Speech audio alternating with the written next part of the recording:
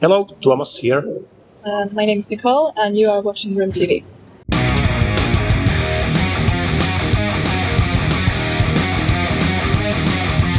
Really, really nice to meet the two of you today. Taking the time to have a bit of a talk about the next phase of Amberian Dawn. How are you doing today? Very well, thank you. I'm guessing it's been.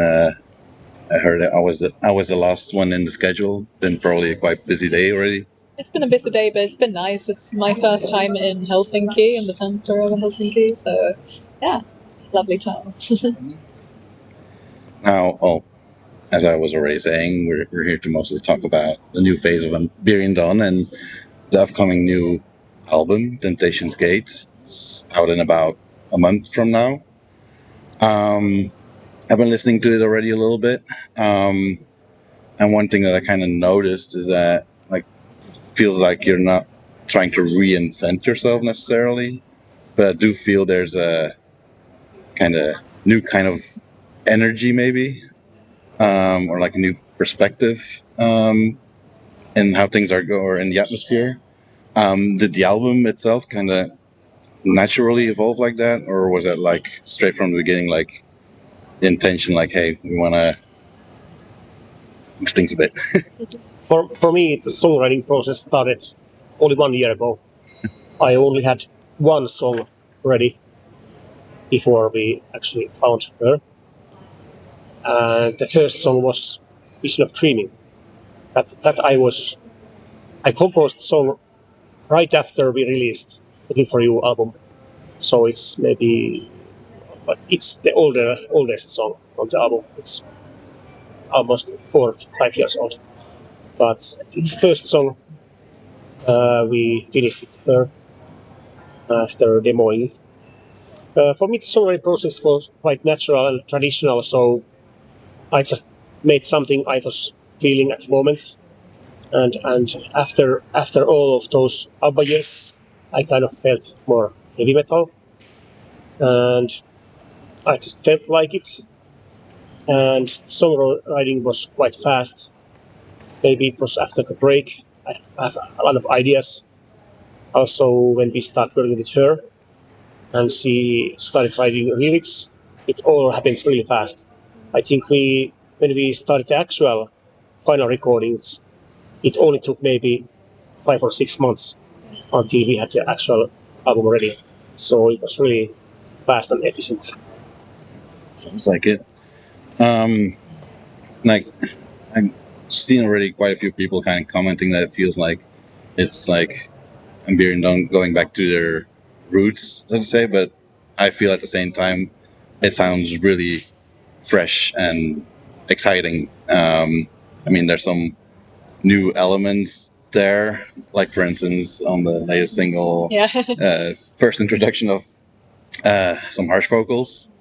Heard that it was on like some other songs as well, like just little tidbits, which I thought was a nice addition that kind of came naturally in there. Or for example, the harsh vocals on the song Moon, they weren't planned to be there, but when I was recording the vocals, which I was doing in my own home, it felt natural to have them there. So I took the risk, sent the track back, and the guys were like, yeah, let's do it. Yeah, there's something old and something new. Yeah. I feel strongly about that. But there's always going to be those root elements which are on all Amberian Dawn albums. It's because of me, and I cannot do it in another way. It's maybe it's my roots are deep in classical music and metal music, so it's always going to be something like that. Yeah. But still, I feel like there's some new vibe also, some fresh vibe there, and partially it's because of her, new voice, new style, but also musically there's some evolvement, like different kind of arrangements, and we really wanted to bring guitars back, so there's a lot of room for guitar playing. Not so many solos, but they are present there during the choruses and verses, and I like that. Like for symphonic metal. Like it never feels like overstuffed. Like on this album, like sometimes you have like symphonic metal bands that like really try to put these like really complex and really like stuff it full and like composition and arrangements and such. But I feel, like you were saying, like there's no, like not a lot of guitar solos maybe, but like I don't know, it just feels like there's some breathing possible on these songs. And the orchestral parts are like on this album there's only 2 songs on which there's any orchestrals. Mm-hmm. So it was nicer to make something lighter arrangements, like using less stuff, but it's still huge sounding. You know, you don't have to make so many stems if you are just picking the right ones. You know, less can be more in a way.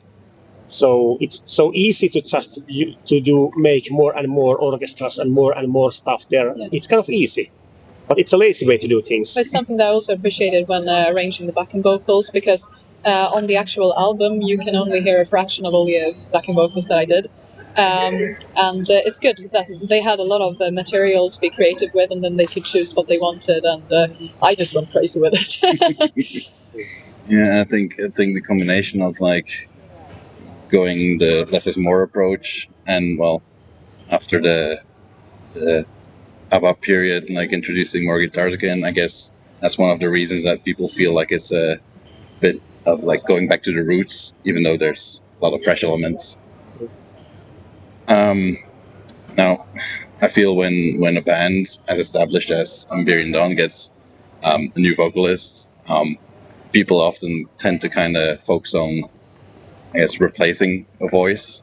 But as like songwriter, I can imagine that it's like suddenly somewhat writing towards like a different emotional palette, or like her presence like kind of changed at least somewhat how you approach writing new music. No, I could never replace one of the previous singers. Like, I really had to do my own thing, and we have sort of gotten to know each other musically during the process as well, and but it's all happened very naturally, thankfully. So it's been good. I also told her at the very beginning that I don't want her to sound like Capri or Heidi, and not try to copy those people. They are all excellent singers, but the singer must sound like herself, and she has so unique sound. It would be shameful to waste those unique sounds, like try to copy someone else. So maybe that's one of the reasons the album sounds so great, is that she's really using her talent and own voice and not trying to be anyone else. I think I wouldn't be as passionate if I did that. So gotta enjoy what I do. Was there anything that kind of like surprised you when joining into the like creative process of Amberian Dawn, like when working on the songs? Well, it took some time for me to adjust to writing lyrics for songs that already have a vocal melody, because in the past I've either written the whole song myself or perhaps written vocals for an instrumental. But now actually I had everything there. I had the vocal melody and the song, and then I had to write lyrics for something that I didn't create, sort of. And it was interesting. It actually worked fine for me as well, but it took some time for me to actually familiarize myself with the songs. So it was challenging, but I felt comfortable. I'm guessing in a sense, and we're not focusing on the new album, and I'm guessing in a sense you're sort of somewhat looking forward then to kind of be there straight from the beginning in the creative process of whatever comes next. Well, I guess we'll see how we'll continue in the future, but the writing process has been very smooth, so I think we are probably going to continue as we are. Guessing, at least.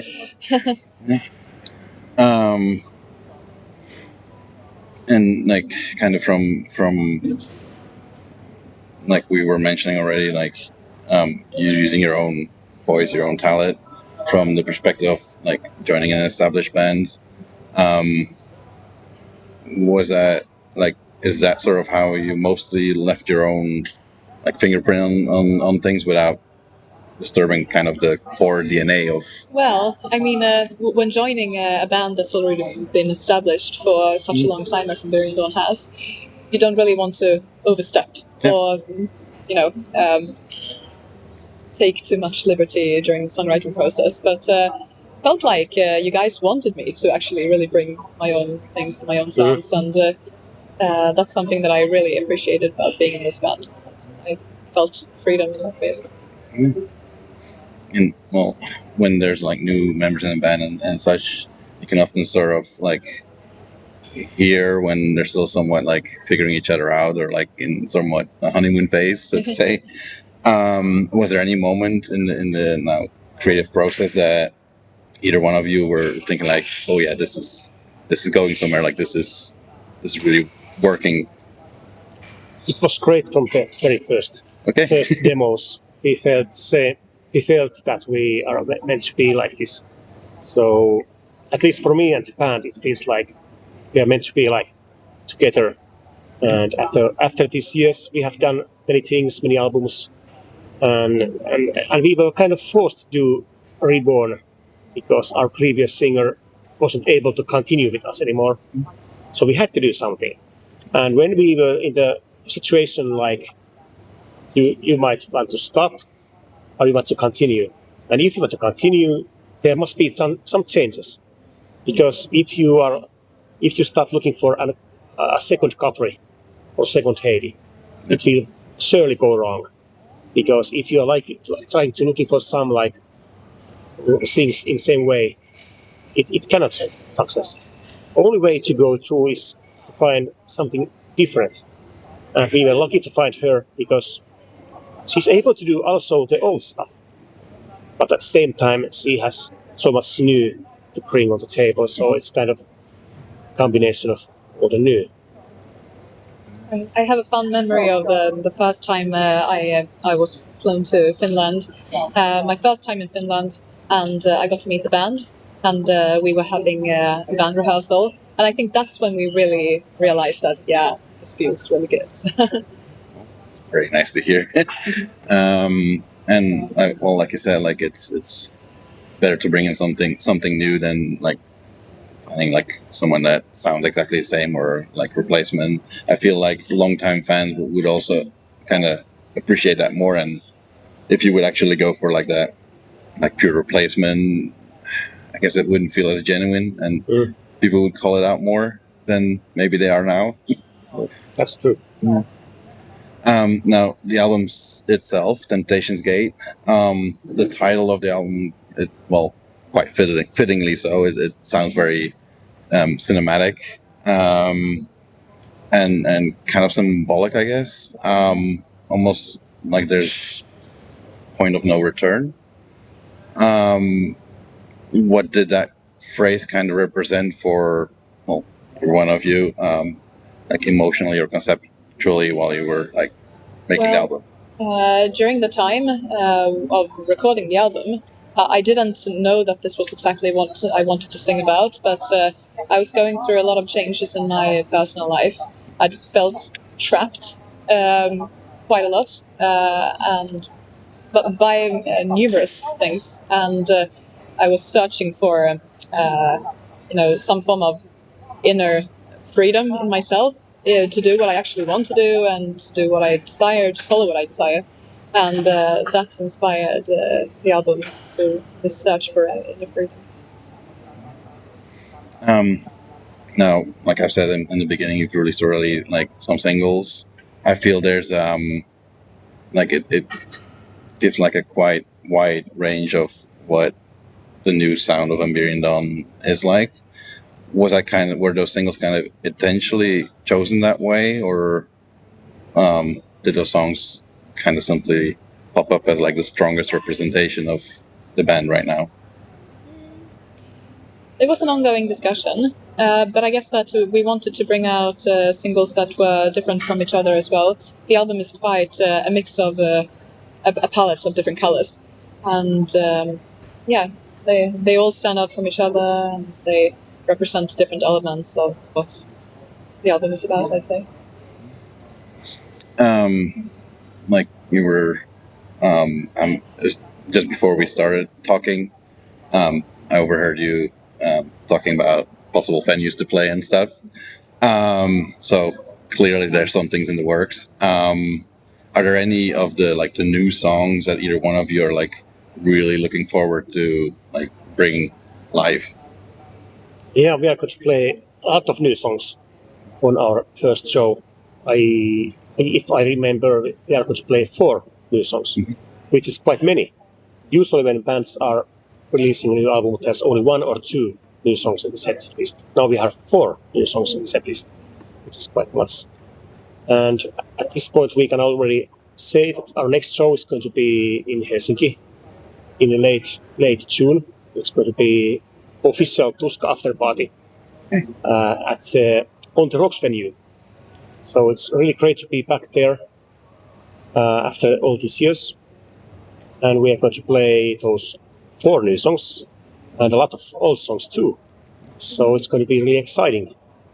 And well, Tuska after parties, at least from my memory, are often stuff for lots of legendary stories and and memories. You say you're planning to play 4 new songs. Is there any of those that you're really looking forward to bring, or are there all your favorites? Do you have any favorites? Those? Well, it's going to be fun to try out some harsh vocals live. Let's just say that. Right. In fact, we are having our first real practice rehearsals tomorrow. So we are playing the set list a couple of times, and it's interesting to see how it's going to go. Yeah. You were earlier mentioning that she can handle the old material as well. That made me kind of wonder, were there any songs of the older catalog that have been kind of especially interesting for you to work on or work with? I mean, I'm a lover of heavy music. I like the heavier Amberian Dawn songs, I'd say. So, for example, the album Darkness of Eternity, even the debut album, I really like it. So, for example, the song Dragonflies, it's a very challenging song to sing, but it's also a lot of fun. Even Revoked one as well. Well, definitely something for people to be looking forward to, that first live show. I'm guessing for you guys the same. Now, Amberian Dawn has been around for quite many years by now. Kind of been surviving trends, lineup shifts, even different eras of symphonic metal. What does keep this project for you kind of creatively meaningful still after all these years? It's just something I want to do. Yeah. We were just discussing about before this interview that you must do something. You can't. You need to make something out of your life. And for me, it's been always about music. Because I started to make music. I started to play music at the age of 4. I was playing piano at first. I'm kind of classically trained pianist. So that's the starting point for me. So music. It's always been part of my life. So it's almost impossible to get rid of that. Otherwise, you have to have some hobbies, and I don't know what else I can do. I'm poor writing lyrics, for example. I'm poor drawing pictures. I'm so bad on all those things. The thing I can do and want to do is just music. So maybe I just keep that as my hobby, and so what else can you do?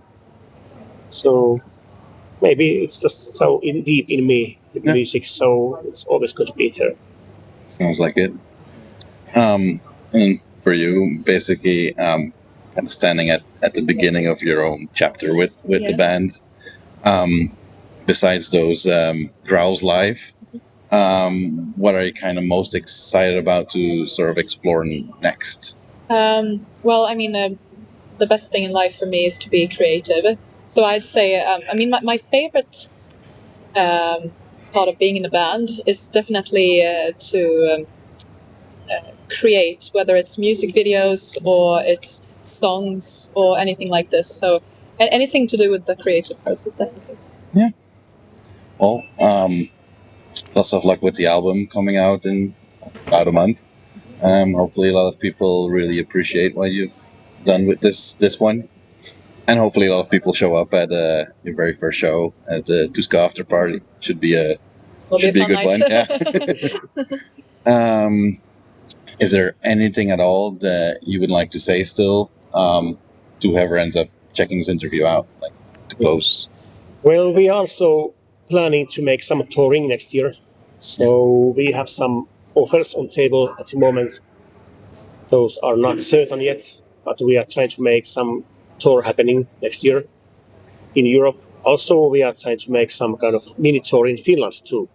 So we haven't been doing shows here so much, so it's time to do more shows here in Finland. So these things we are planning already. So maybe we have some news soon. Not yet, but hopefully soon. And we hope you're going to enjoy the album. It'll be interesting to see which songs that you like and listen to. Yeah. Well, definitely something to keep an eye out for, like the announcement of the possible tour. And again, lots of luck with everything. Thank you. Thanks for taking a moment to talk with me. Yeah, thanks. It was nice. Yeah.